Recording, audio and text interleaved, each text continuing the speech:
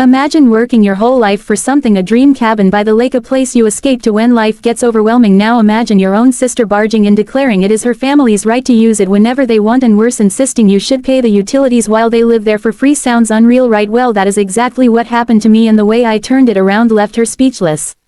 If you have ever been disrespected or taken advantage of by family under the excuse of family helps family, hit that like button and subscribe, because this story is about standing your ground and serving justice in the most satisfying way possible.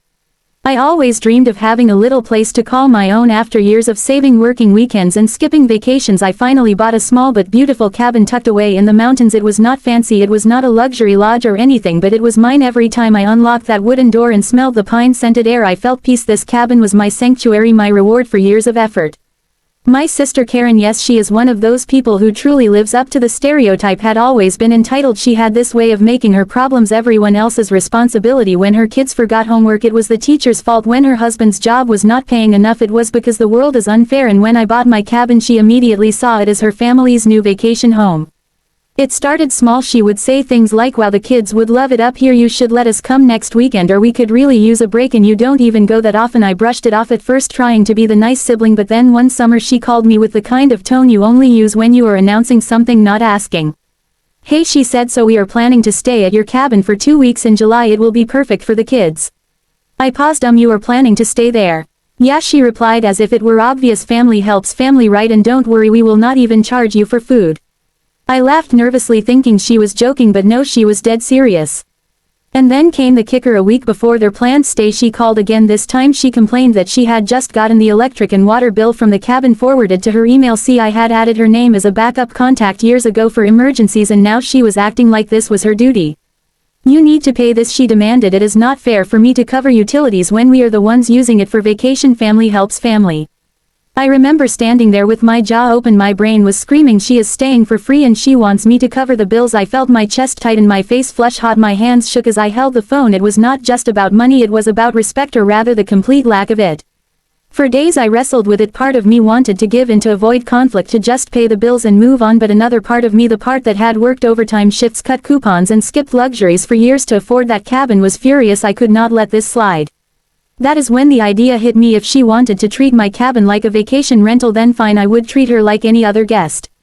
I sat down at my desk and drafted a formal rental agreement. I am talking the whole 9 yards, typed letterhead clauses about damages, cleaning fees and standard nightly rates pulled straight from local listings. I even added seasonal rate adjustments for peak family vacation season. It looked official because it was. The next day I emailed it to her with a short message. "Since you and your family plan on staying at my cabin, please review the attached rental agreement. The total for 2 weeks in July comes to $2,450 plus a $500 refundable damage deposit payment due within 7 days. If this does not work, please make other arrangements." Then silence. 7 days passed, not a word from Karen, no calls, no texts, nothing. For once the woman who never stopped talking was quiet, and then finally I got a single message. "We have decided to make other accommodations."